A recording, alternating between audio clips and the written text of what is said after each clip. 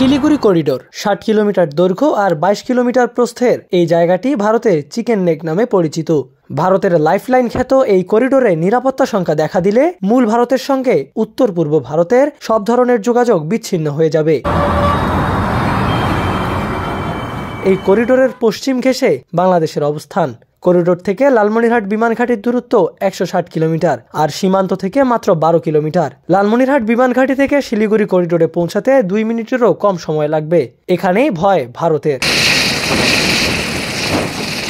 লালমনিরহাট বিমান ঘাঁটি হলো এশিয়ার দ্বিতীয় বৃহৎ এয়ারবেজ। দ্বিতীয় বিশ্বযুদ্ধের সময় জাপানি বোমারু বিমানের হাত থেকে বঙ্গদেশের কলকাতা ও আসামকে রক্ষা করতে 1931 সালে লালমনিরহাটে তৈরি করা হয়েছিল সামরিক বিমান ঘাঁটি। বিশ্বযুদ্ধ চলাকালীন সময়ে কলকাতা ও আসাম রক্ষার জন্য লালমনিরহাট বিমান ঘাঁটি ছিল মিত্রবাহিনীর একমাত্র ভরসা স্থল।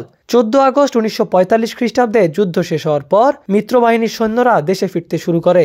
সাথে সাথে নিস্তব্ধতায় ডুবে যেতে থাকে এশিয়ার দ্বিতীয় বৃহত্তম এই বিমান ঘাঁটি।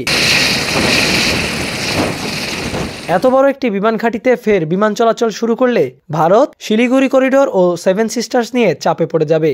আর একই সাথে ভারতের আকাশ সীমা ঘেঁষে এখানে বিমান উড্ডয়ন ও অবতরণ করবে সেটাও চায় না তারা। সে কারণেই ভারতের আপত্তি।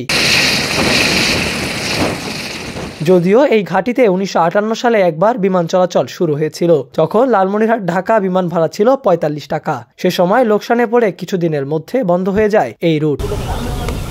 1965 সালে ভারতের বোমা হামলার পর পাকিস্তান সরকার বিমান ঘাঁটির স্থাপনাগুলো নিলামে বিক্রি করে দেয়। আর বাংলাদেশ স্বাধীন হবার পর 1972 সালে লালমনিরহাটের বিমান ঘাঁটিকে বাংলাদেশ বিমান বাহিনীর হেডকোয়ার্টার করার সিদ্ধান্ত গৃহীত হয়, কিন্তু তা আর বাস্তবায়িত হয়নি। পরে 1983 খ্রিস্টাব্দে বিমান বাহিনী কর্তৃপক্ষ এখানে কৃষি প্রকল্প গ্রহণ করে, যার কার্যক্রম এখনো চলছে।